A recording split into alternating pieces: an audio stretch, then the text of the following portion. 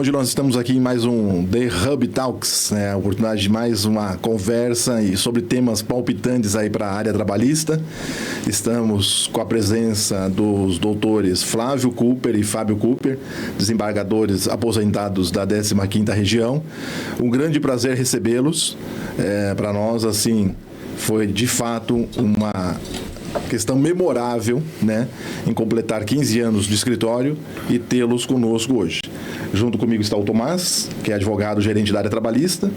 Eu, advogado sócio do escritório também, com atuação na área trabalhista, minha carreira toda voltada para a área trabalhista, e em decorrência, inclusive, de orientação do próprio Flávio, de quando eu era garoto ainda, né, trabalhando em recursos humanos, conversando com ele, falando, você tem que ir para o mundo do direito, e lá vou eu para o mundo do direito, e abracei a carreira do direito trabalhista. Então, agradeço muito a oportunidade de estar com vocês. Flávio, muito obrigado pelas orientações da época de juventude, sei que te dei bastante trabalho, mas deu certo, estamos indo aí, e hoje nós vamos, então, estar com vocês falando de um tema bem interessante.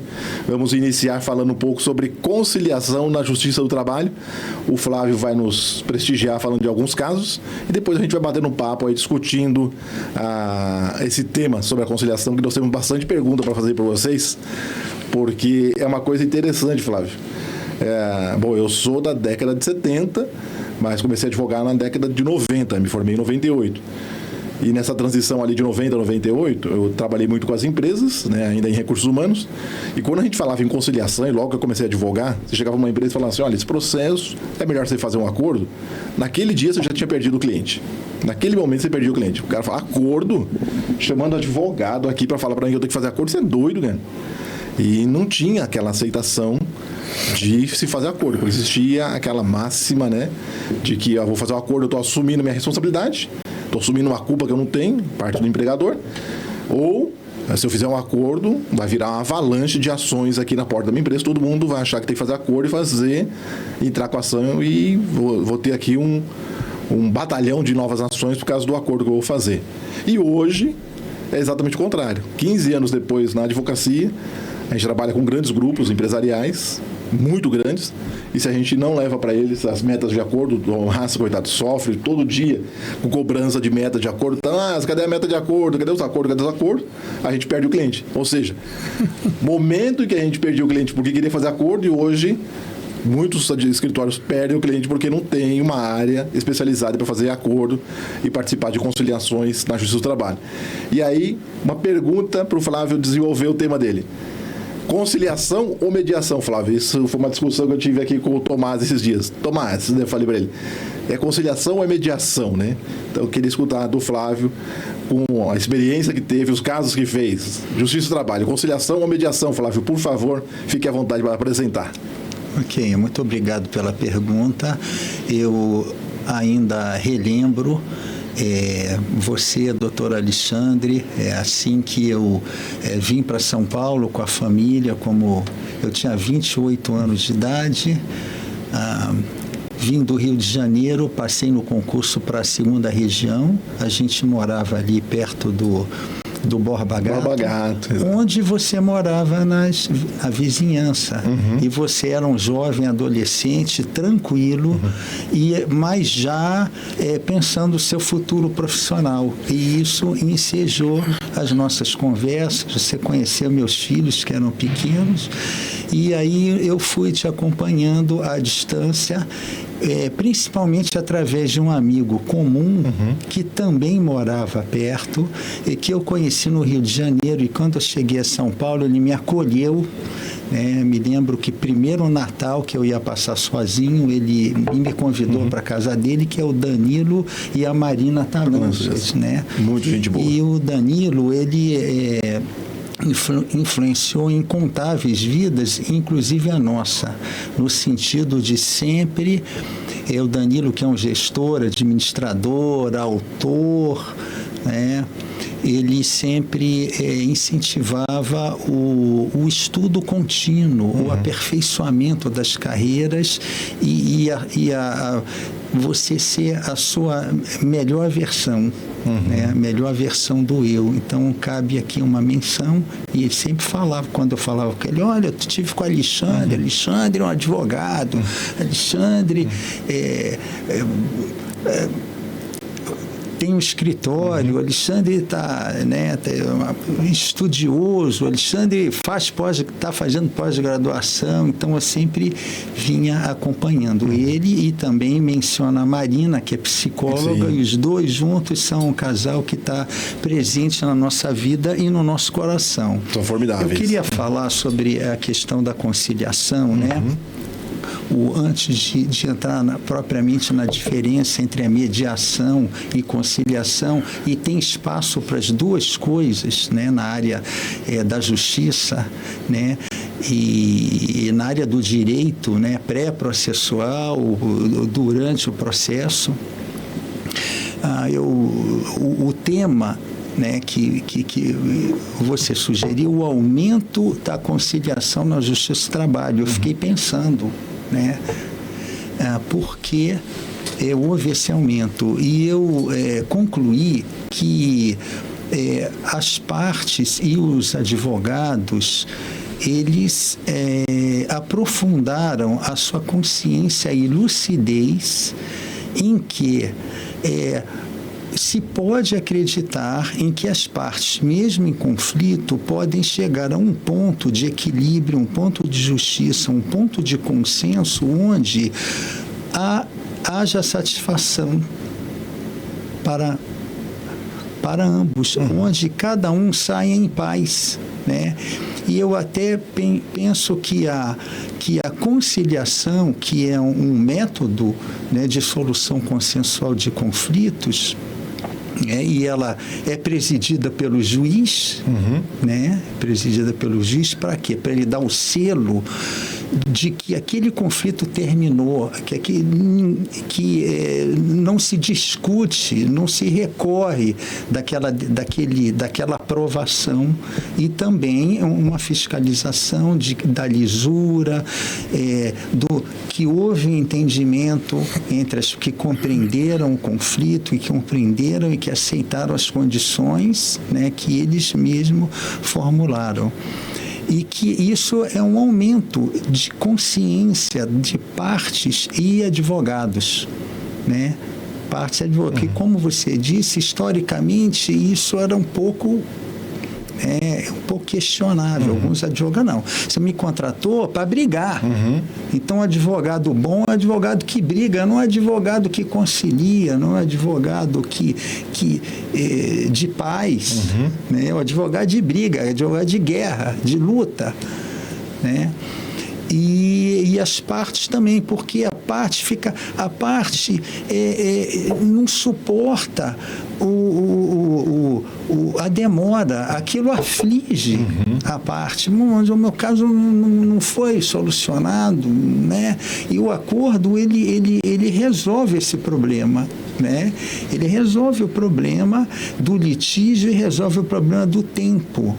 E eu até digo também que a conciliação, ele não é só um princípio que marca o direito e o processo de trabalho, mas ele é um princípio de vida também, né? E isso também, não só o aumento de consciência e lucidez das partes e advogados, mas também que os juízes aprofundaram a sua consciência, entendendo mais profundamente a missão que lhe foi dada pela Constituição e pelas leis, né?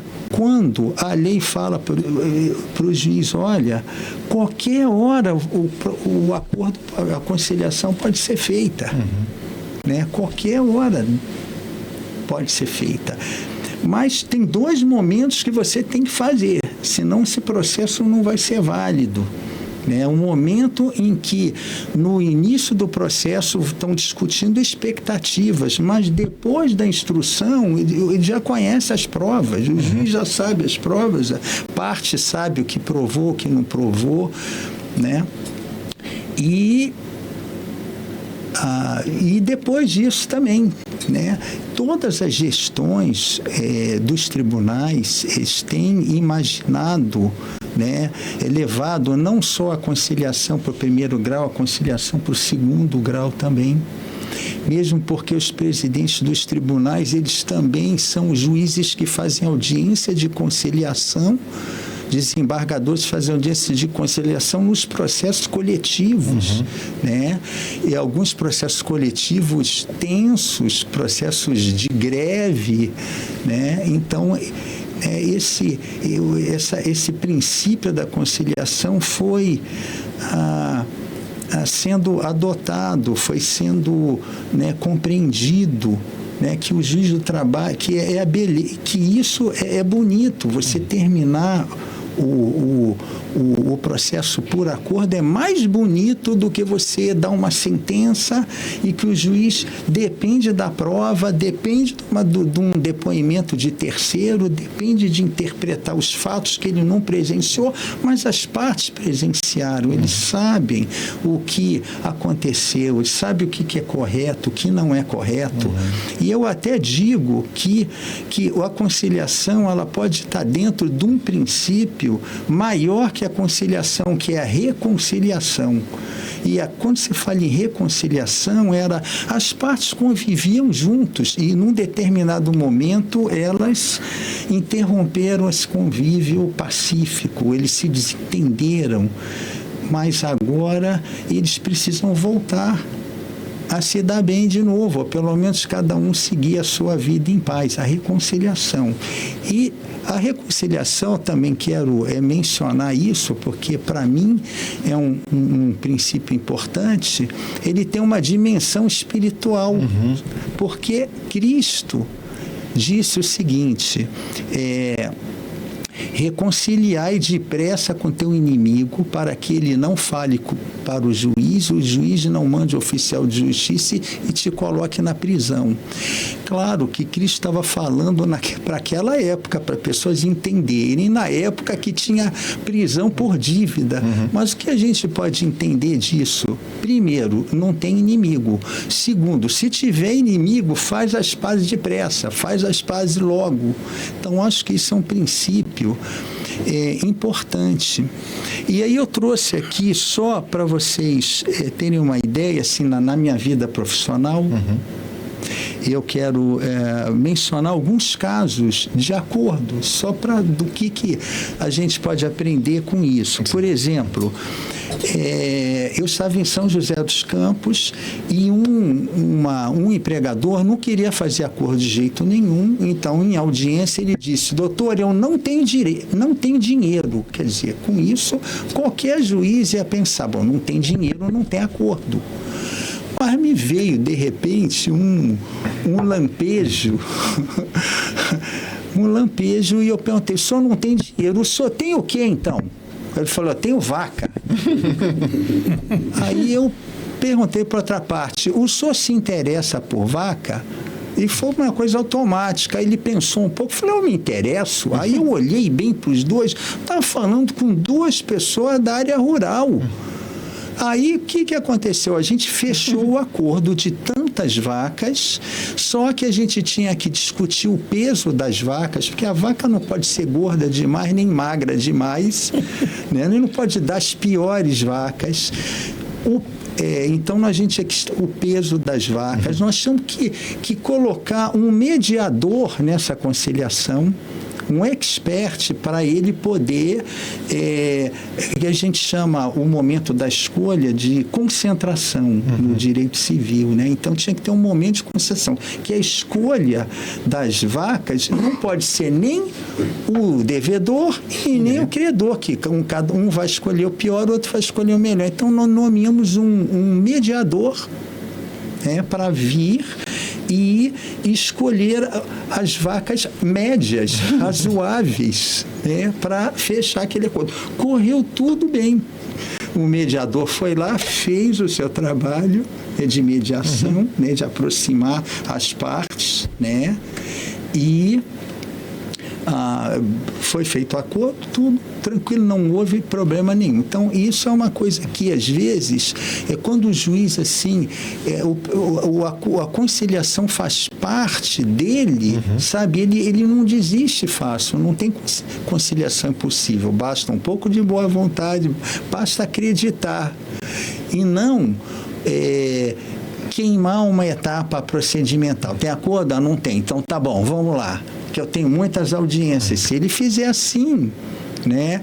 Não alcança. Não alcança. Então, outra coisa também, por exemplo, eu vi lá em São José dos Campos um juiz civil que fez um acordo trabalhista bem interessante. Era uma greve e aí houve a invasão da empresa. O juiz civil, o juiz criminal, né? O juiz criminal, houve uma invasão da empresa e aí houve uma queixa-crime. Né? E o juiz criminal, então, ele falou, isso é uma greve, então eu dou uma decisão, uma liminar para os grevistas desocuparem a empresa. Que vai acontecer? Bom, eles não vão querer desocupar a empresa, aí eles vão se vitimizar diante da mídia, vai chegar a polícia lá, aí vão provocar a polícia, vai ter e de repente tem sangue, a culpa é minha, então eu vou lá resolver o problema. Grevista, escuta, você está na empresa, você invadiu a empresa. Não, pois é, que nós estamos em greve e daqui não saímos. Bom, mas qual é o problema? Não, o problema é o seguinte, a empresa cortou 2 horas extras noturnas, isso aqui é importante para nós, houve uma redução salarial, está todo mundo revoltado. Então, peraí, quer que os caras saiam da empresa? Queremos. Bom, então não dá para você pagar as 2 horas extras noturnas? Não, porque a gente cortou por contingência econômica e tal, mas não dá para você restabelecer 1 hora, ou para daqui a 3 meses se restabelece as 2, ou seja, ele não é o conciliador do processo, mas ele fez uma mediação. Ele fez uma mediação in loco. Ele chegou lá como se fosse, pegou as partes e acabaram se entendendo quanto a horas extras, assinaram. Não foi um acordo trabalhista, eles fizeram um acordo coletivo, que precisa ser homologado pelo juiz, e ele saiu. Que bom, não vou ter que mandar a polícia, não vou ter que dar liminar. Então, você vê que, né, o direito do trabalho ele vai se espraiando. Né? E aí a gente vê a figura da mediação, então. Exatamente, porque tudo são técnicas, né, de composição, né, que ajuda as partes a chegarem a esse consenso. Eu quero dizer também que eu estive na corregedoria do tribunal, né, isso é bem interessante. E na corregedoria, a gente também levava a conciliação para o lado administrativo. Por exemplo, um advogado entrou com uma correição porque o juiz se destemperou na audiência, perdeu a paciência com o advogado. Eu não sei se com ou sem razão, mas quando o advogado entra na corregedoria, ele aponta o fato e, de repente, você começa a imaginar, nossa, o juiz perdeu a razão, se destemperou. Agora eu vou punir o juiz que tem, 2.000 processos para julgar, tantas audiências por dia.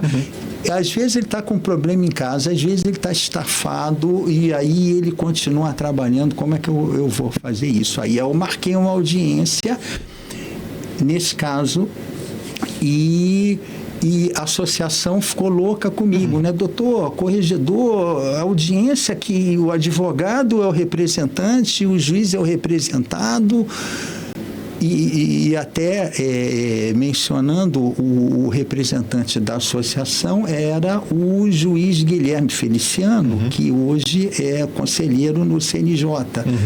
Aí eu falei, doutor Guilherme, fica calmo, porque aqui nós não vamos jogar um com o outro, nós vamos tentar uma composição. Aí eu cheguei, abri a audiência e falei, doutor, o senhor já perdeu a paciência alguma vez em audiência? Eu me lembro que eu perdi a paciência uma vez ou outra, Pois é, doutor, só que o senhor compreende que o juiz, com essa carga de trabalho, né, ele está há 300 anos aqui, figurativamente, então teve um dia, um momento que ele perdeu a paciência. O senhor não acha que está demais? O senhor só quer que eu puna o seu juiz? Aí ele vai ficar constrangido, o senhor vai ficar constrangido. Ou seja, nós chegamos a uma composição em que o juiz reconheceu, pois é, doutor, foi mal, legal, tá, desculpa. Aí ele falou, corregedor, olha, eu estou satisfeito, e retirou a representação. Ou seja, é só uma conversa, né? Quero também, só mais 2 exemplos para terminar. Na presidência, né, dos acordos coletivos que a gente faz, nós temos um economista lá na 15ª região, que é uma boa prática, o Dr. Koga, ele é um economista. Mas só que ele não é o economista que olha o desenvolvimento da produtividade daquele ano, a possibilidade econômica, ele faz tudo isso. Mas o interessante é que ele, além de ser economista, ele é advogado. E ele já está há muitos anos ali. Então, a categoria econômica já conhece ele e respeita ele. As categorias profissionais também respeitam ele. Então, o que ele é? Ele é um mediador ali, sabe? Ele é um mediador. Então, às vezes, ele fala, tal, ele está conversando com um, conversa com outro. E quando eu era presidente, eu deixava ele, doutor, eu quero me reunir só com o sindicato. Tá legal, porta fechada. Daí está se reunindo. Eu quero me reunir com a diretoria da empresa só. Aí liga para o diretor, liga para o presidente. Aí o sindicato fala com a assembleia. Às vezes a assembleia está na porta do tribunal, lá embaixo, né? O que aconteceu na audiência? Não, a proposta agora está de 4%.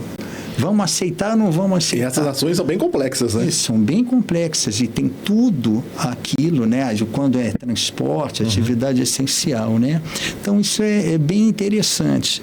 E, por fim,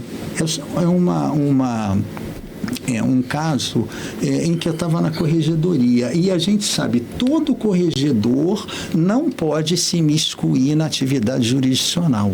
Não, o corregedor, ele pode colocar o processo nos trilhos, ele pode ajudar o juiz a ser produtivo, organizar melhor a atividade judiciária. Ali ele é um administrador da justiça, ele não é um juiz, 2 juízes, né?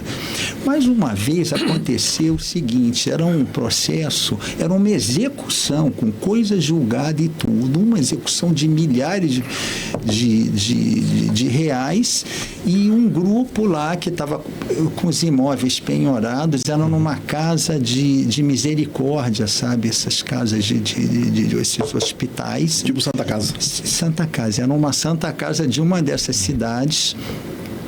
E o pessoal lá, vi tudo aqueles caras velhinhos ali, sabe, tudo boa gente, tudo penhorado. Aí eu fiquei, né, e veio algumas pessoas até com pena deles, pessoas conhecidas, né, e olha, coitado deles, estão sendo executados penhorados. Eu olhei o processo, eu falei, eu não vou me meter na jurisdição, eu não vou me meter, o corregedor não pode se meter, eu não posso me meter na jurisdição, sabe? Mas alguma coisa ficou dentro de mim, e aí eu cheguei para a minha assessora, falei, pega essa inicial e liquida. Faz os cálculos da inicial. Se a pessoa vencer a inicial toda, quanto dá? Aí ela fez cálculo, juros, correção monetária, dava X. E a execução era de 4X. Eu falei, gente, o que é isso? O que aconteceu aqui, né? Com a execução de 4X e o negócio de X e era menos 4. Botei correção, liquidei a inicial, a pessoa não pode ganhar mais do que a inicial. Aí eu interferi, dei uma decisão reduzindo a execução na marra. Aí o tribunal ficou louco comigo. Você tá maluco, tá fazendo justiça com as próprias mãos. E tinha lá alguns colegas e tudo, né, chateados, mas eles sabiam que eram justos, e depois de umas 3 ou 4 sessões, porque houve recurso dessa decisão para o Tribunal Pleno, né, para o órgão especial na época, e aí eles acabam, poxa, mas isso aqui é justo, sabe? Não vamos lavar a mão nisso aí, vamos prestigiar a corregedoria. E aí foi feita a justiça, né, naquela redução. Aí ao fazer a redução, os advogados fizeram um acordo na execução e aqueles velhinhos todos felizes, sabe, com lágrima nos olhos, né? Então, sempre tem espaço, sabe? A conciliação é uma coisa humana, uma coisa de entendimento, uma coisa de princípio, uma coisa bonita que marca o nosso direito. E nenhum advogado ou parte, o juiz deve tratar isso com leviandade. Então, é essa introdução que eu queria ilustrar, né, para fazer. Está aí. Muito bom. Muito bom. Eu agradeço, Flávia, a introdução muito boa, os exemplos excelentes. E vou passar o tempo para o meu amigo aqui, Tomás. O Tomás está na linha de frente. Eu, depois de muito tempo no escritório, hoje eu sou mais gestor do que advogado. Fico mais na parte de gestão do escritório do que advogando. Atuo bastante em alguns casos muito específicos que os clientes pedem, né? Normalmente, sustentação oral, eu, o Tomás e a Vanessa, que fazemos aqui no escritório, que são casos mais complexos. E o Tomás, conversando comigo sobre conciliação, ele falou: doutor Alexandre, eu tenho um monte de pergunta para fazer, então eu vou dar o tempo para o Tomás. Por isso que eu falei primeiro, para justamente o doutor Fábio se encarregar das respostas. Doutor Flávio, o doutor colocou um ponto muito importante que eu vejo dentro, o princípio da justiça do trabalho, a conciliação. Então, atuando, claro, a minha especialização dentro do escritório é trabalhista, minha carreira toda feita em trabalhista, mas quando a gente enxerga algumas outras áreas do direito, outros processos, a gente vê que não é tão intrínseco quanto na justiça do trabalho essa conciliação, né? Então o juiz ele está empenhado a chegar a uma solução conciliatória, os próprios advogados. Então faz parte da natureza da justiça do trabalho essa conciliação, né? E o Dr. Fábio, desembargador do TRT-15, a gente vê números do CNJ que mostram que o TRT-15 ele tem a maior taxa de conciliação dentre os tribunais do Brasil, né? Então, tanto em número de audiências quanto em número de sentenças homologatórias de acordo. Eu queria que o doutor falasse algum ponto, trouxesse alguma experiência, assim como o Dr. Flávio trouxe, sobre o porquê disso, né? Qual é a diferença, se o doutor pôde acompanhar algum tipo de situação específica que leva a TRT-15 a estar aí no topo dos tribunais conciliatórios no Brasil. Bom, cumprimento aqui o doutor Alexandre e o doutor Tomás. Tem que puxar a sardinha para o nosso tribunal, né?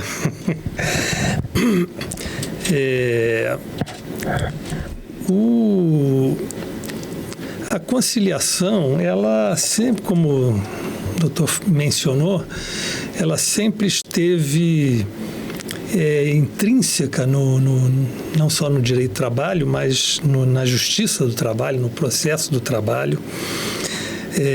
Penso até que com a evolução do direito, tempos depois, o próprio processo civil aderiu ao princípio da conciliação, porque quando eu comecei a minha jornada no direito, era tudo muito... Direito do trabalho é conciliador, direito civil era um crime falar em conciliação. Ninguém falava em conciliação. Era obrigador. Mas isso, os processualistas civis, nas primeiras reformas, eles começaram a verificar como funcionava o princípio da conciliação e começaram a aderir, inclusive incluíram no Código de Processo Civil a conciliação. Então, sempre foi da nossa natureza a conciliação. Os juízes mais antigos sempre tiveram uma índole conciliatória. Mas eu percebi que durante um tempo, foram mais de 30 anos de magistratura, durante um tempo, os juízes, mesmo os juízes do trabalho, passaram, talvez pelo volume de serviço, passaram a tratar a conciliação como o Flávio mencionou, assim, tem acordo, não tem? Vamos para frente.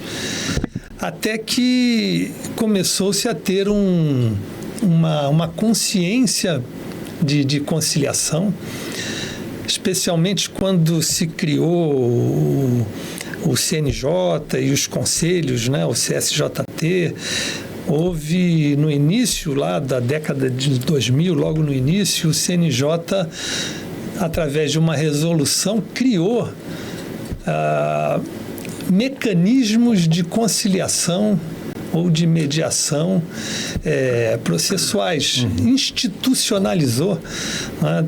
E o CSJT passou e outros conselhos também, passaram a institucionalizar e organizar mecanismos. Então, na justiça de primeiro grau e também de segundo grau, foram criados os SEJUSCs, que são organismos próprios para a conciliação.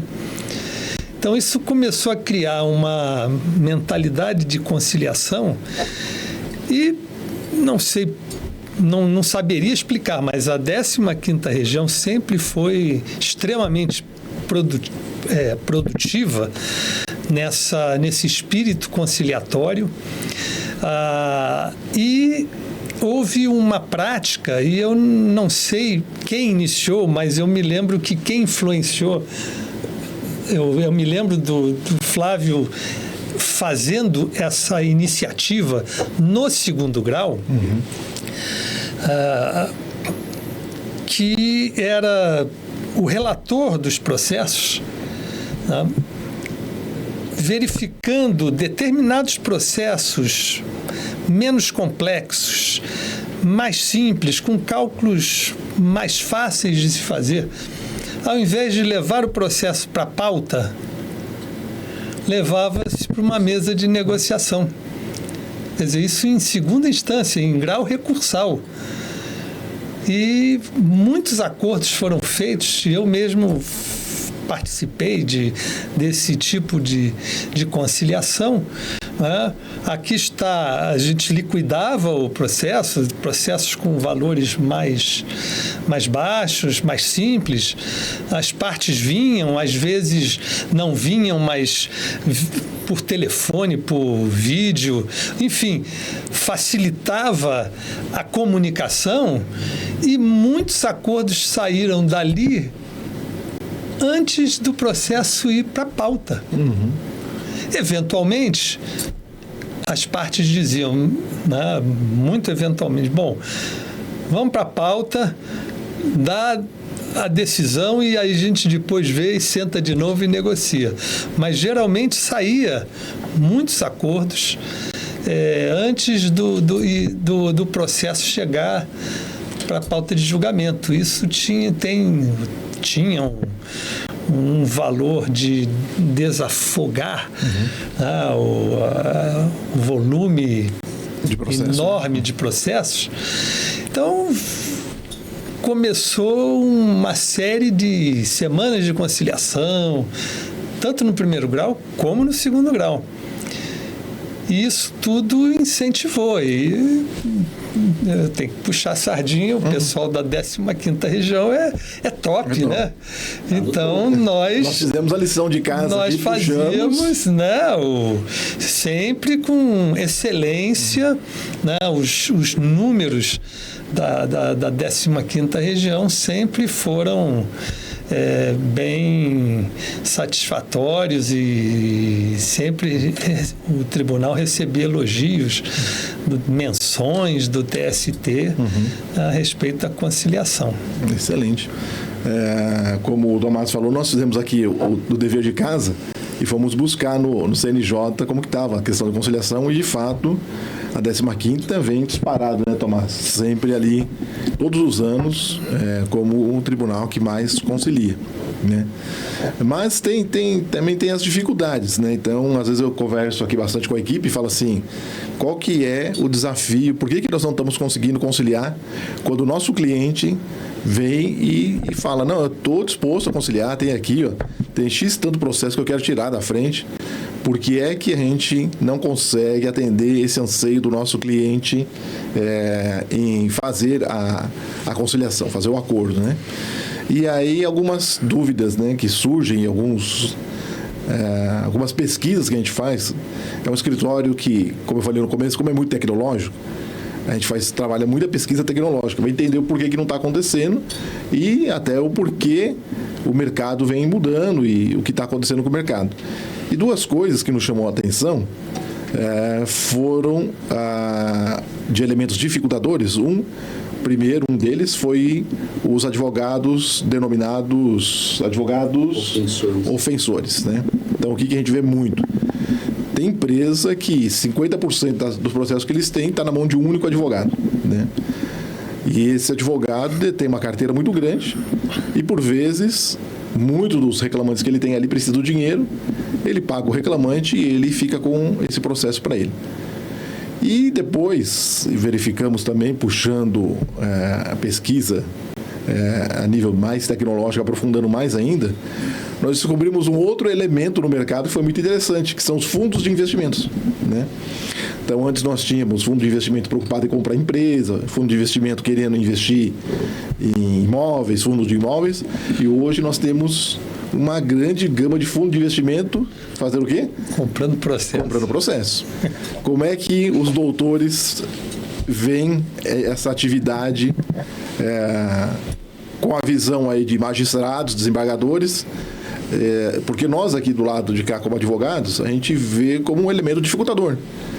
Eu vou lá negociar com o cara que vendeu o processo dele para o fundo, e aí o Tomás pode me corrigir, que está mais na linha de frente. O cara compra um processo que valia 100, compra por 30, 20. Estou aqui chutando, tá, Tomás? Me corrige aí.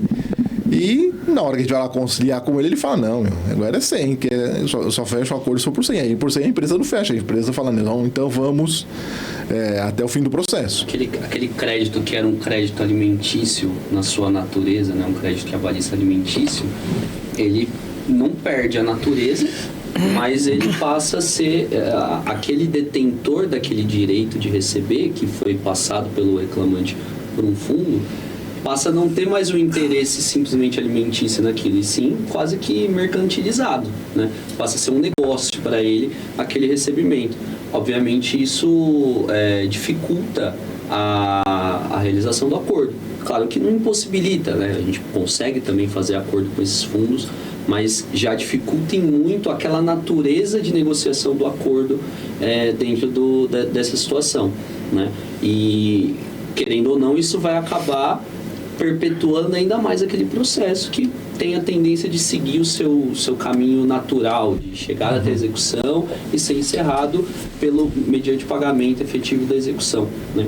Como que os doutores enxergam isso? Uma prática que é hoje permitida na Justiça do Trabalho. O próprio TST já exarou um parecer favorável, dizendo que há a recepção do Código Civil no sentido de que a dívida pode ser vendida, né? E então isso já se tornou uma prática natural. Há decisões em sentido contrário também, mas a gente queria saber qual é a posição dos doutores sobre esse ponto relacionado aí à conciliação.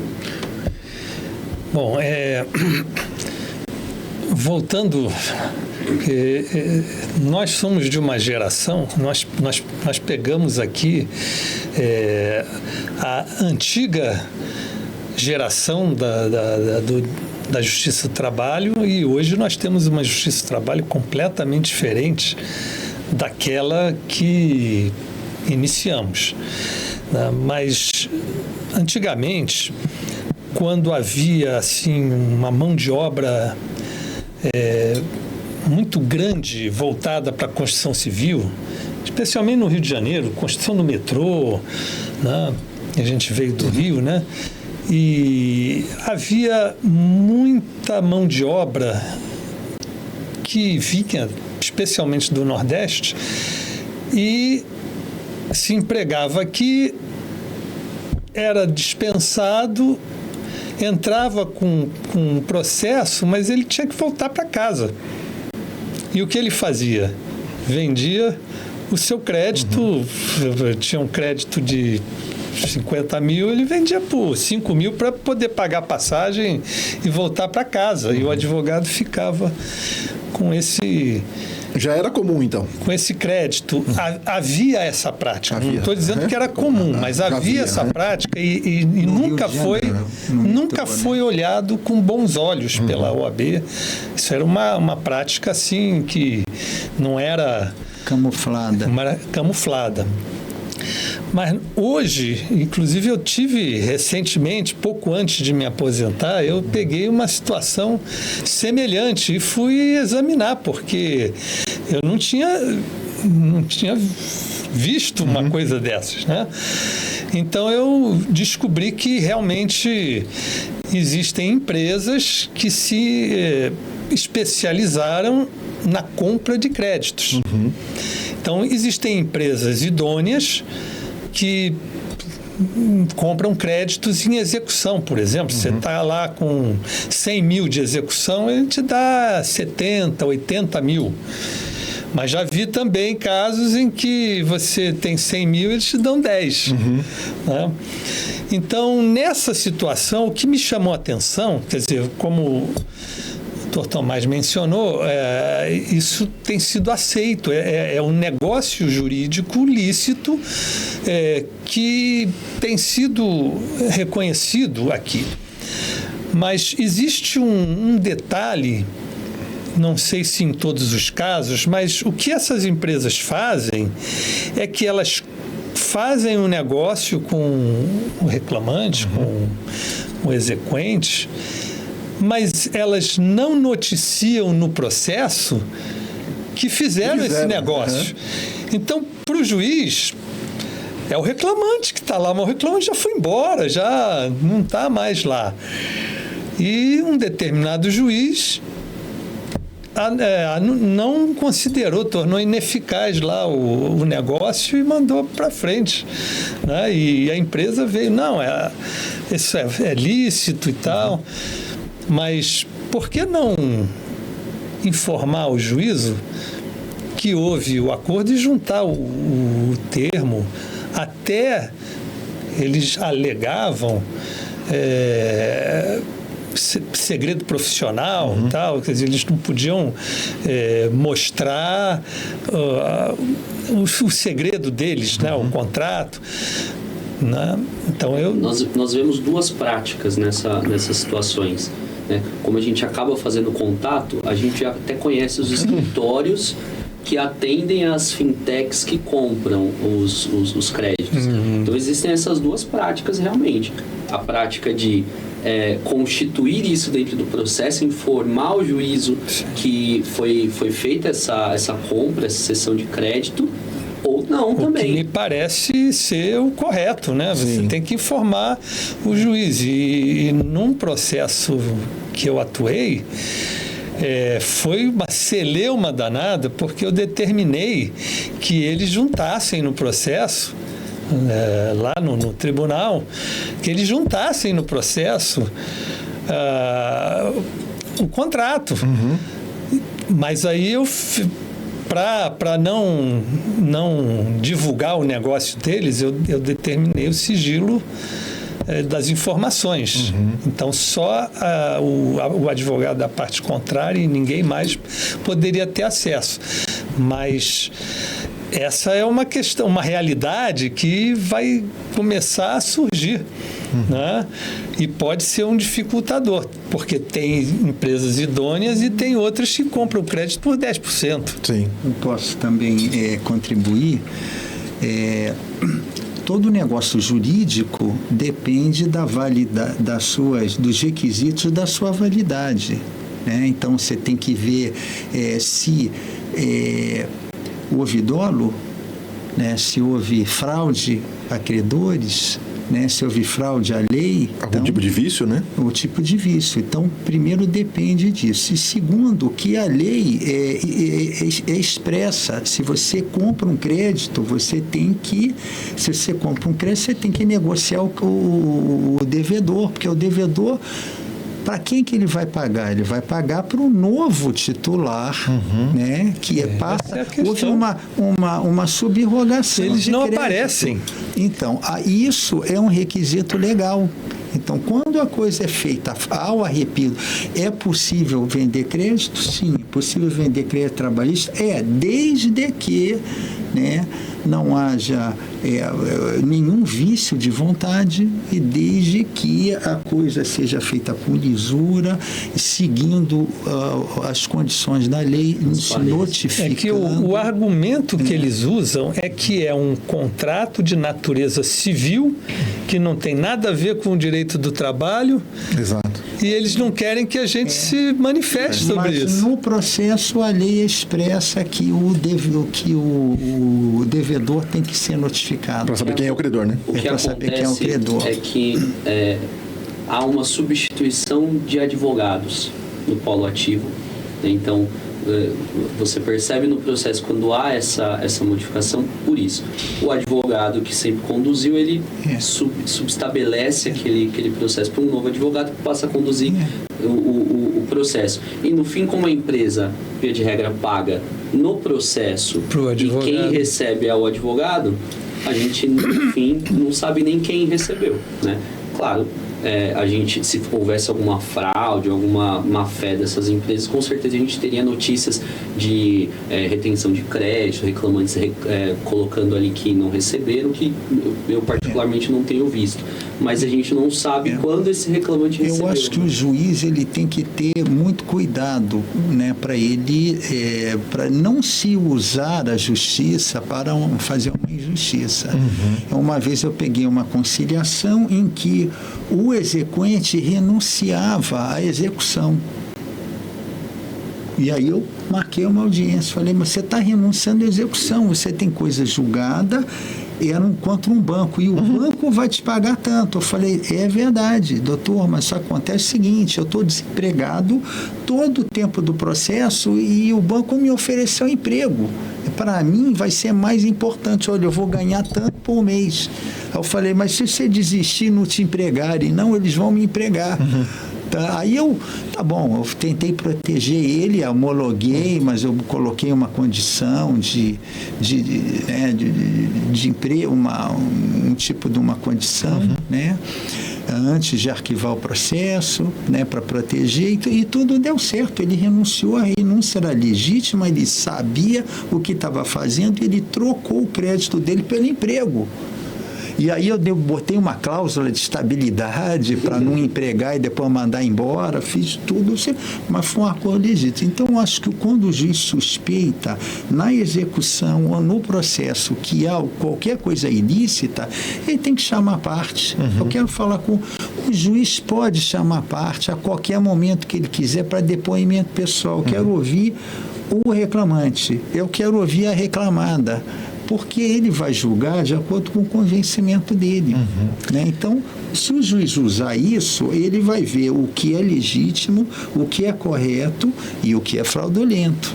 Eu tive um exemplo, não foi exatamente assim, mas a situação fática era parecida.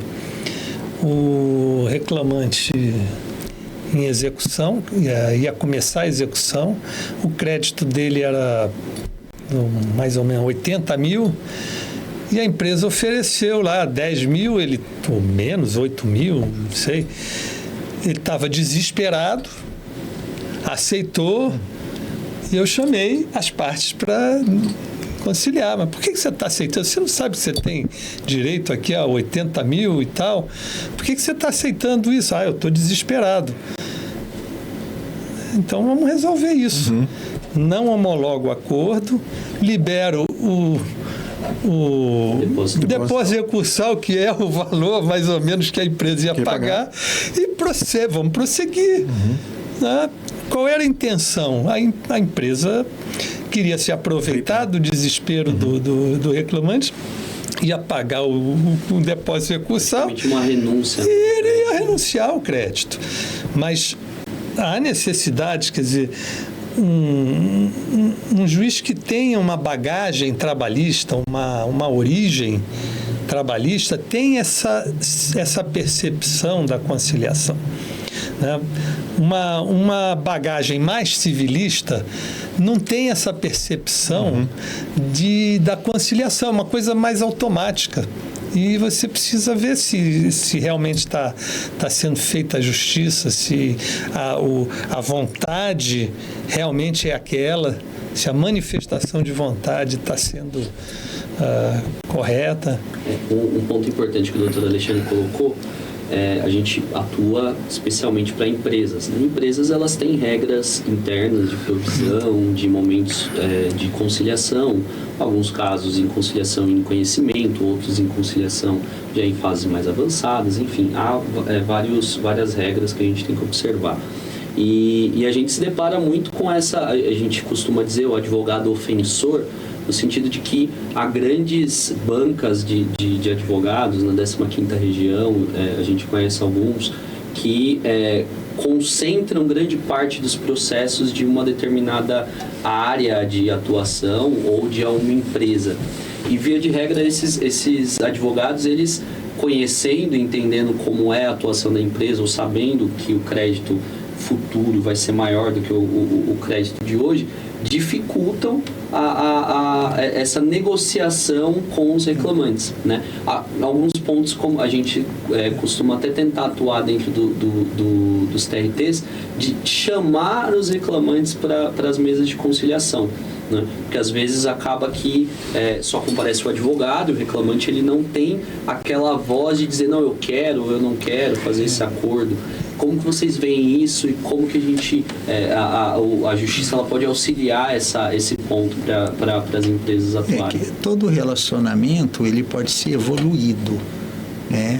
Mas eu entendo a preocupação de alguns empresários que eles pensam, bom, eu fiz acordo com um trabalhador e foi um acordo bom e todas as outras pessoas vão querer sair da empresa também para fazer acordo. Exato. Porque aí gera um direito psicológico, né? Não, essa empresa faz acordo, então, né? Alguns vão provocar saída, alguns já vão querer fazer acordo já na rescisão. Olha, vou pedir demissão, mas não dá para você me pagar a rescisão e tal. Então, o empregador, ele também tem preocupação com isso, né? Eu tenho tantos processos, eu faço acordo com um, eu tenho que fazer com todos. Ou eu faço um acordo com alguém para sair do trabalho, então vou ter que fazer com todos. Então, ele tem essa preocupação. Ou então, todos vão entrar para a justiça, então eu vou sofrer um número maior de ações, porque todo mundo vai entrar com a ação para fazer acordo. Né? Então, eu vejo que a questão é complexa. Eu falei da conciliação como princípio, mas eu vejo que administrar uma empresa é uma coisa complexa, porque tem todo esse subjetivismo nas várias áreas. Ainda tem a relação sindical, a relação é pacífica ou a relação é contenciosa, tem diálogo, não tem diálogo, estimula a contenda, não estimula o acordo. Então, e tem essa questão, né? E também tem a questão do outro lado também, o empresário vai vender a empresa. Aí quem comprar fala, mas você está com um passivo trabalhista enorme, resolve isso aí, eu compro a empresa, portanto, mas você tem que resolver. Aí ele, nossa, eu vou ter que, para vender a empresa, eu vou ter que fazer acordo com todo mundo, sentar. Então, tem várias situações, né, que são situações da gestão, né, que até estão meio fora da justiça, o que acontece na empresa e tudo. É o que eu falo, tem espaço. Quando entra na justiça, bom, já está no nosso crivo, está no nosso critério, mas tem coisas que são interna corporis, que tem que evoluir na relação entre a relação de trabalho, que entra sindicato, que entra empresa, entra grupo de empresas, entra a situação econômica, né? Tem os trabalhadores de boa fé e pode ter os trabalhadores de má fé. O sujeito pega o emprego para pegar o acordo, para pegar o fundo de garantia, ele não trabalha, ele enrola, né? Então, aí a empresa tem que desenvolver uma maneira de saber quem ele está contratando, o caráter para se proteger. Então, isso é bonito do direito do trabalho, porque ele é muito dinâmico, ele está sujeito à evolução. Né? Não há monotonia no direito do trabalho. Não há monotonia. Vocês mencionaram o advogado ofensor. Isso me fez lembrar de um caso meio traumatizante para mim, né? De uma mesa de negociação, processo em execução, o cálculo do reclamante dava 1 milhão. E a empresa ofereceu 300 mil e o reclamante aceitou. Para ele estava suficiente e eu vi o processo não ia dar mais do que aquilo. Aí o advogado do reclamante diz assim, olha, não tem problema, você pode aceitar, mas meus honorários são em cima do 1 milhão. Então, você faz o acordo que quiser. E ele não fez acordo, né? E o reclamante logo depois, logo depois, 2, 3 meses depois, ele morreu. Nossa. E podia ter feito acordo, né? Resolvida a questão, e isso caracteriza esse advogado ofensor. Não tem problema jurídico sem solução. Se eu fosse o juiz, talvez o que a lei fala é usar os seus bons ofícios para persuadir. A gente nunca pode jogar o cliente quanto advogado. Eu falo, doutor, seus honorários sobre R$1 milhão, quando ele está fazendo o acordo, ele vai discutir isso na justiça comum com você. E eu não vou pegar os 300 mil e te pagar, eu vou pagar ele e ele discute o valor dos teus honorários na justiça. Porque aí não é minha competência, mas isso, ou seja, o advogado está impedindo o acordo de uma maneira ilegítima. Para mim, o reclamante tem ação contra o advogado para discutir o valor. Por que ia cobrar R$1 milhão se o crédito dele é 300 mil? Então, discute na OAB e na justiça. E a gente encontra muito isso, sabe? Essa dificuldade, às vezes, de conseguir ultrapassar esses impedimentos que o advogado do reclamante impõe e dificulta a vida tanto da empresa quanto do reclamante. E aí a conciliação se torna quase que impossível e normalmente infrutífera, né?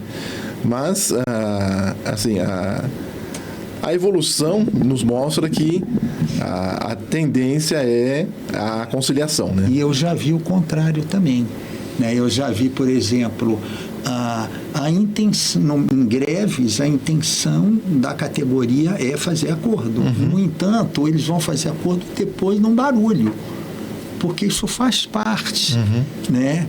Nós vamos fazer barulho, vamos para a porta da empresa, vamos gritar, vamos xingar. Sai na televisão. Sai na televisão. Aí depois sai o acordo. Sai o acordo. Sabe por que isso? Estratégia. É uma estratégia de negociação. Estratégia de conciliação, sabe? Então, tem estratégia de um lado do outro, tem categorias econômicas que já contratam negociadores profissionais. Não é negociação coletiva, não vai a diretoria, vai o negociador profissional. Aí os sindicatos também profissionais fazem cursos de negociação coletiva e para poder ter paridade de armas. E falando em negociação coletiva, eu li essa semana existe um procedimento no tribunal, acho que em todos os tribunais trabalhistas, chamado PMPP, Procedimentos de Mediação Pré-Processual. E o vice-presidente judicial, por delegação, ele é o mediador pré-processual. E houve uma negociação coletiva aí numa grande empresa, e eles fecharam um acordo pré-processual, que a categoria ia entrar em greve, tinha uma convenção coletiva já vencida, e eles fecharam um acordo pré-processual coletivamente, através de um próprio instrumento que o CNJ criou nos tribunais, que é a mediação pré-processual coletiva. Nesse caso, coletiva. E aí, homologado, coisa julgada, não cabe recurso. Sim. Aí faz um documento que vale como uma convenção, um acordo coletivo. Né? Ou uma convenção, uma sentença normativa, só que não é pelo tribunal, é uma mediação. Então, é um meio quase que conciliador, porque o juiz, nesse caso, é só um mediador, né? Ele faz a mediação. E só serve para negociação coletiva ou para individual também? Tem. Hoje se pode fazer acordo pré-processual, tem mecanismo. O acordo extrajudicial com homologação judicial. Isso, esse podia. Uma vez eu fiz uma coisa dessas, antes de ter essa autorização, as partes iam entrar com um processo, veio o sindicato e tal, eu fiz um acordo ali. Era a pergunta seguinte, exatamente essa, né? Veio aí a reforma trabalhista, trouxe vários novos elementos. E dois que nos chamam bastante atenção é esse acordo judicial extrajudicial, né? Os nomes ficam meio confusos, né? Como tem sido a visão de vocês em relação a isso? Porque a gente tem bastante empresa que pede para fazer, a gente tenta, e às vezes cai na mão do juiz lá, dá umas atravancadas, nós tivemos que entrar com um recurso ordinário esse tempo atrás, um juiz que não quis homologar. Porque que o direito vai evoluindo também. Na lei que tanto instituiu o juizado chamados de pequenas causas, né, no cível e também na Justiça Federal, acho que o artigo 55, um dos últimos lá, diz que as pessoas poderiam fazer um acordo extrajudicial e ter homologação judicial, mas embora o processo comum sempre era subsidiário do processo de trabalho, isso não era aceito na Justiça de Trabalho. Por quê? Porque aí, né, esse acordo foi feito fora da supervisão do juiz, porque, né? Por outro lado, as pessoas falavam, bom, então vamos entrar com uma reclamação fantasma. Sim, a gente fez o acordo, faz a reclamação e entra com o acordo. Então, né, aí a lei veio resolver esse problema. Como eu falo, todos os negócios são lícitos desde que tenham base, né, a base dos requisitos de validade, a base da equidade, da razoabilidade, da justiça, né? E o juiz fez o acordo extrajudicial, tá bom, mas a homologação não precisa ser mecânica. O juiz, se ele suspeitar de algo, se ele quiser saber o motivo, por quê, ele faz uma audiência. Aí ele homologa com mais tranquilidade, né, o acordo extrajudicial. Você mencionou aí a reforma trabalhista, né, que é, de certa forma, recente, né? Mas me parece que desde que a gente aqui é a segunda geração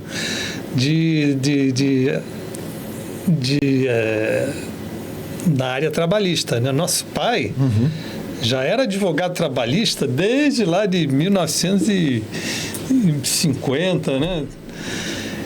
Então, desde essa época que a gente vê, houve, precisamos fazer reforma trabalhista,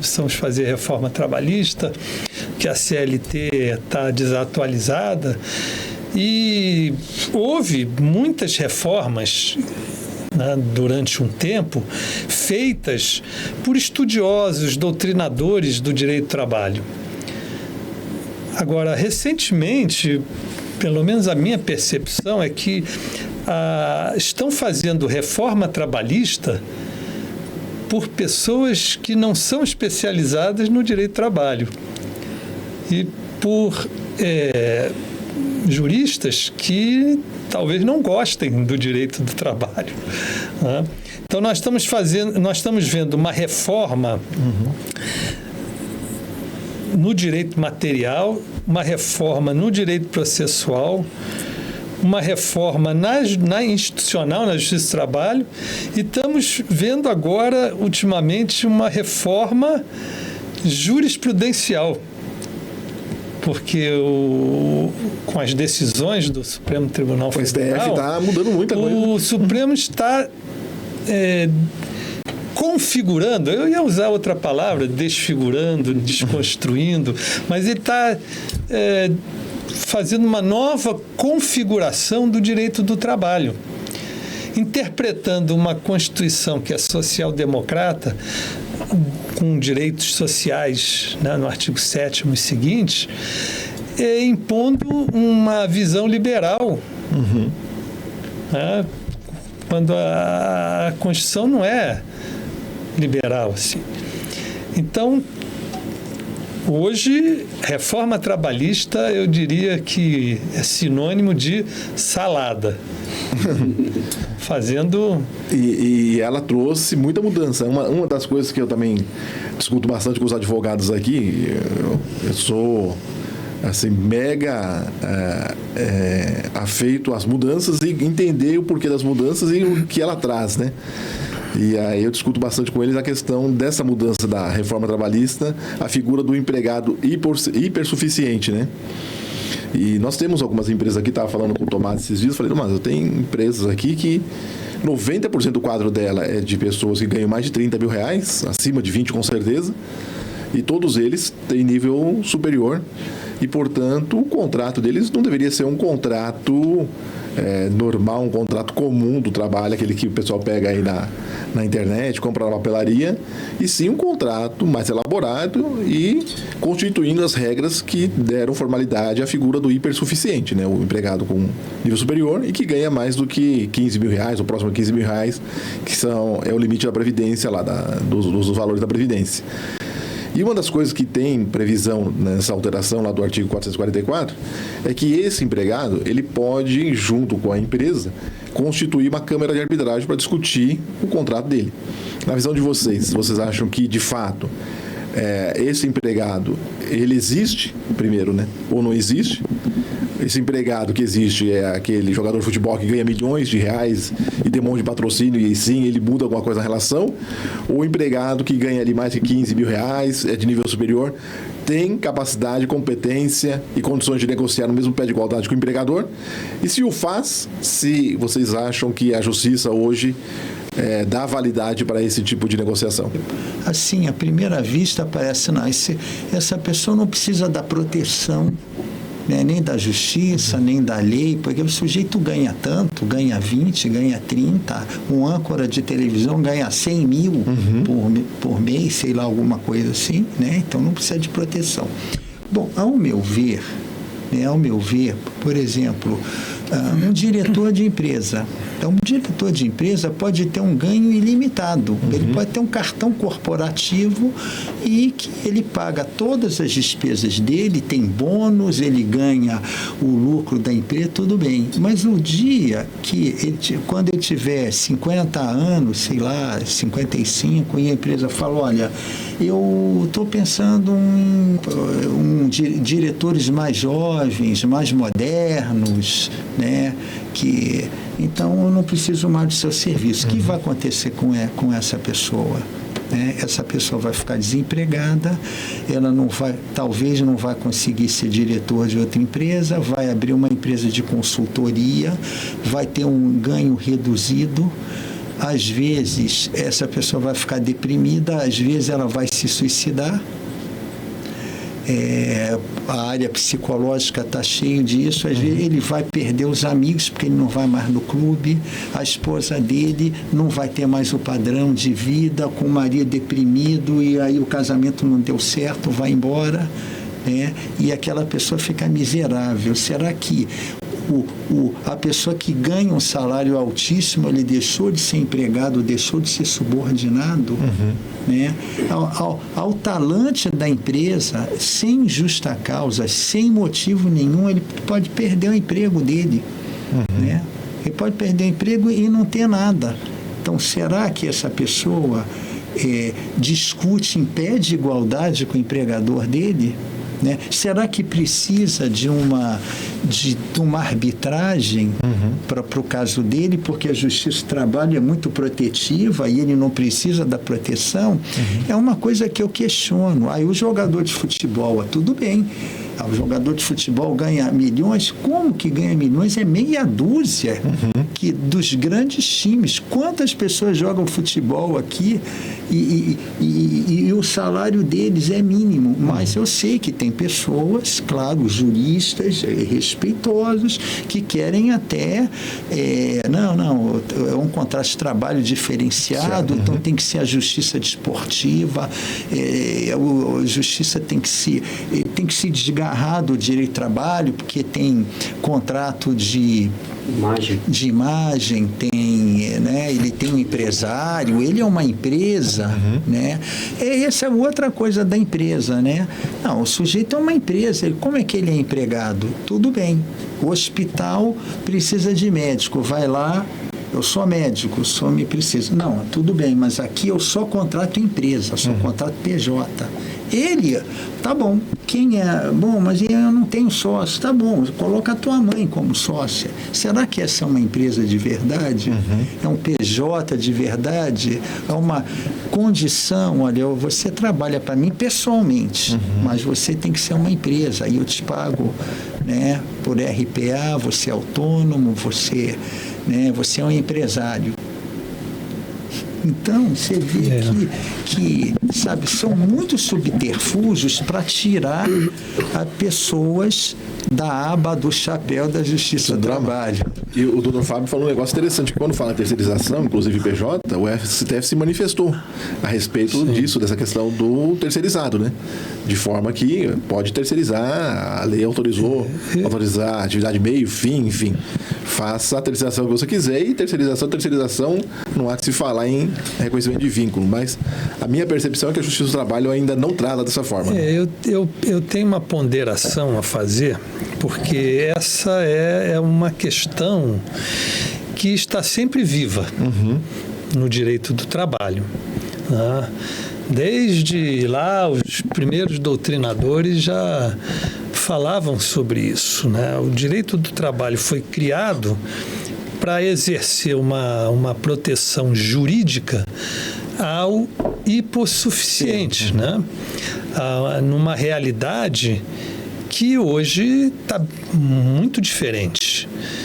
Mas nem por isso o direito do trabalho deixa de ter a sua função de equilibrar as partes contratantes, tanto o empregado como o empregador. Então, muitas vezes, o direito do trabalho ou a justiça do trabalho é vista como o direito do empregado contra o empregador.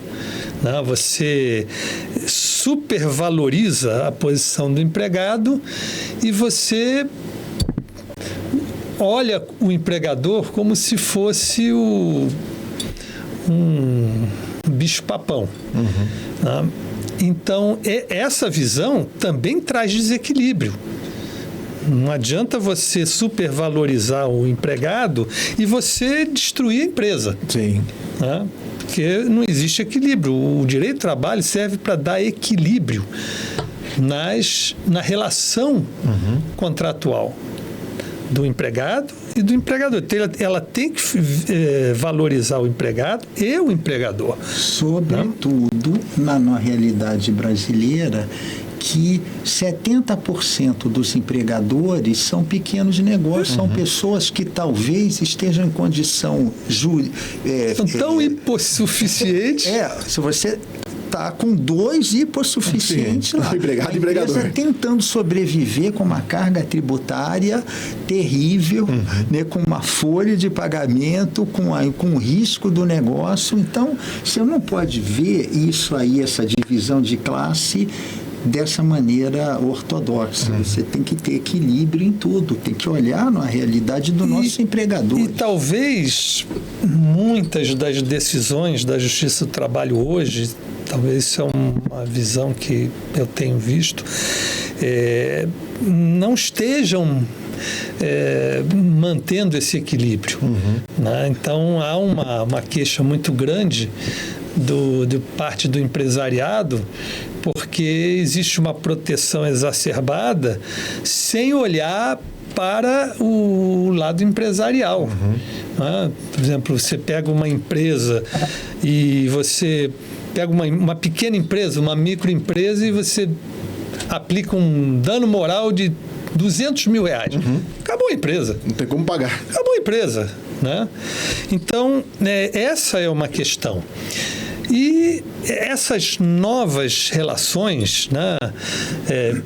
PJ, microempresa, essas relações, elas podem existir, mas podem ser reguladas pelo direito do trabalho. Agora, o que me espanta é que a terceirização não tem nada a ver com vínculo empregatício. A terceirização, imagina que o Supremo esteja julgando processos de vínculo empregatício aplicando a terceirização sem um terceiro. Então, ontem eu li uma sentença que foi, acho que o Evaristo de Moraes Filho deve estar se revirando no túmulo, que é assim: processo discutindo vínculo empregatício, PJ, vínculo empregatício. A Justiça do Trabalho examinou, verificou a fraude, verificou as circunstâncias, tal, declarou o vínculo, TRT, TST. Aí a empresa entra com uma reclamação no Supremo Tribunal Federal. Reclamação depois do processo ter sido instruído, matéria fática, tudo. Aí o Supremo, aplicando esse entendimento, não tem vínculo. Aliás, ele não falou não tem vínculo, ele falou essa matéria não existe um contrato comercial. Não é competente. Justiça comum vai ter que julgar. Vai ter que dizer se o contrato comercial é válido ou se tem fraude. Aí o processo foi lá para o juiz comum. Eu li a sentença do juiz, o juiz civil. Aí ele começa assim: bom, esse processo chegou aqui, vindo do Supremo, que disse que eu tenho que examinar essa questão. O processo começou na Justiça do Trabalho, todas as provas já foram colhidas, depoimentos pessoais, o TST já julgou, então eu não preciso de prova nenhuma, as provas já estão aqui. E pelas provas eu estou vendo que realmente não existe, isso aqui é uma fraude, tal. Sentença, juiz civil. Isto posto, declaro a existência de relação de emprego e mando processo para a Justiça do Trabalho. É isso que está acontecendo. Vai ficar um vai e vem. É isso. Depois de toda a duração razoável do processo, é instruído na Justiça do Trabalho, vai lá, aí volta para o cível declarar, como o juiz também podia dizer, não, isso aqui eu declaro a inexistência. Então, deixou a Justiça do Trabalho subordinada a uma outra justiça. Então, mas isso é o que acontecia em 1932, quando a Justiça do Trabalho foi criada e não tinha ainda o peso jurisdicional, ela era submetida à Justiça comum. Sim. Então, nós voltamos. Eu queria dar um exemplo que aconteceu aqui em São Paulo comigo para entender o que é terceirização. E eu sei que, ao contar essa história, muita gente pode me bater, né? Mas eu estava indo para o aniversário do nosso irmão, o outro irmão nosso que não é juiz, ele é fisioterapeuta. Então, estava um dia de chuva na marginal de carro e aí, de repente, num sinal, vem um caminhão da Sadia e pá, bate na minha frente com aquele S vermelho. Então, né? Aí bateu, pá, na chuva, aí o sujeito parou e falou assim: espera um pouquinho aí que vamos conversar. Aí tá bom, parei o carro, ele parou o carro dele, mas daqui a pouco ele foi embora. Tá? Aí eu fui lá na delegacia, aquele negócio chato, né? Fiz o BO, papapá, e puxa vida, a única coisa que eu sei é que é o caminhão da Sadia. Aí eu ligo para a Sadia. Pegou a placa, pelo menos? Não dava, tá chovendo, o cara foi embora, parou do outro lado da rua, tá? Sadia. Aí eu ligo para a Sadia. Eu não me identifiquei, claro que não, como juiz, nada. Eu só disse, olha, eu ontem estava lá em São Paulo, o caminhão de vocês bateu no meu... Dá para você, em tal hora... E tal trajeto, dá para você identificar quem foi e tudo, né? Porque, olha, eu não quero arrumar confusão, quero só que você me pague a franquia do seguro, tá bom? Aí o cara falou assim, bem, o negócio é o seguinte, a Sadia não tem caminhão. Mas como não tem caminhão? Não, a Sadia não tem caminhão. Mas Sadia não tem motorista? Não, os motoristas são os empresários. Qual a empresa que o senhor está falando? Nós não temos empresa, nós não temos caminhão. Os caminhões nossos são dos empresários. Eu falei, tá bom. Mas eles comparam o caminhão e o caminhão dorme dentro da Sadia. Aí ele falou, opa, peraí, essa conversa está fugindo um pouco, né? Aí falou, eu tenho que passar o senhor para o jurídico, né? Porque eu estava conversando com a Sadia. Aí foi lá o jurídico, conversamos sobre a terceirização e tal, fizemos um acordo para ele pagar a franquia, de quitação de dano moral, material, todos os danos, né? Nem me identifiquei. Ele sabia que eu era da área jurídica pelo tipo de conversa que tem. Então, o sujeito pegou, todos os motoristas constituíram empresa e cada um, naquela época, então, que a Sadia não me processe hoje, porque foi muitos anos atrás, e eu só estou dando um exemplo aqui, a gente pode dar um exemplo como professor, não pode criticar ninguém. Mas então eles não compraram o caminhão e eles não são empresários. De verdade, o caminhão tinha o logotipo da empresa, fazia o trabalho da empresa e dormia na empresa. Então, qual é o negócio? Então, o que é a terceirização para esse exemplo? A terceirização é uma transferência de responsabilidade, nada mais. Né? Olha, Sadia, você me lesou. Eu não. Qual é a empresa que te lesou? Eu não sei. Transferência do risco. Qual é a empresa? É transferência do risco do negócio. É para botar para outra pessoa. Né? Aí é fácil, né?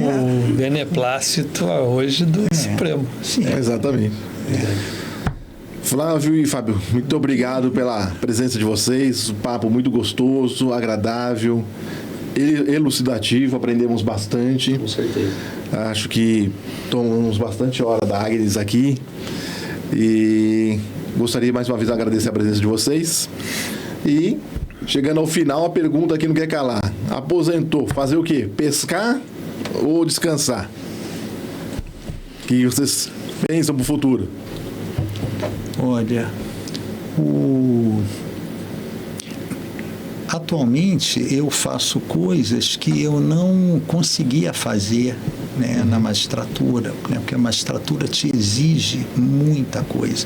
Para você ter uma ideia, eu sou do tipo de magistrado que eu trabalhava nas férias, né, que só em pensar que os processos poderiam ficar atrasados, na verdade eu tirava 10 dias de férias e trabalhava 20. Quando eu era corregedor e presidente do tribunal, nem tirei férias.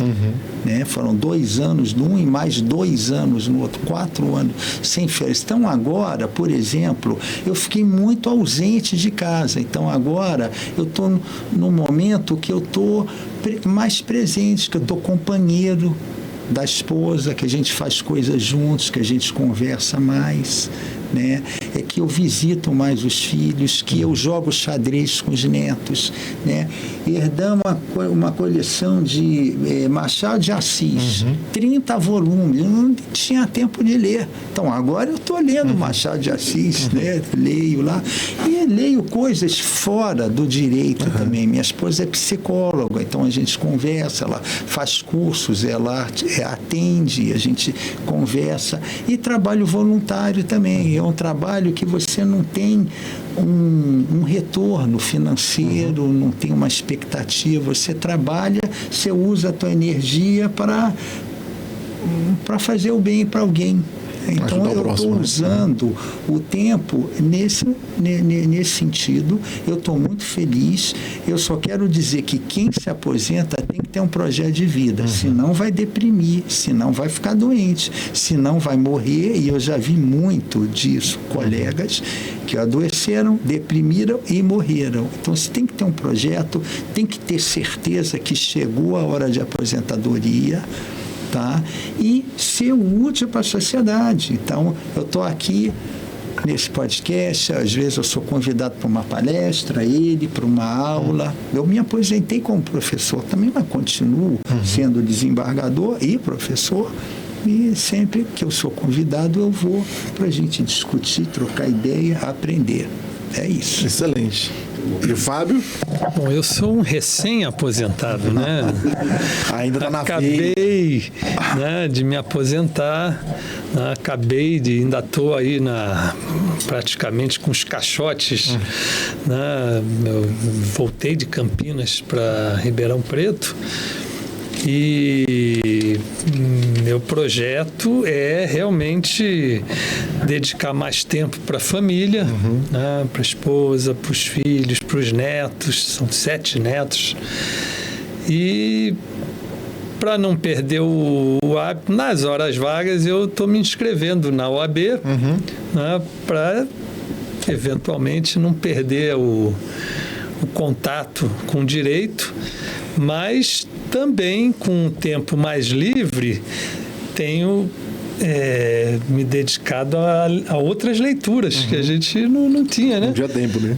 Machado de Assis, Essa de Queiroz, leituras mais clássicas que a gente não tinha tempo e agora está sobrando um tempinho, né?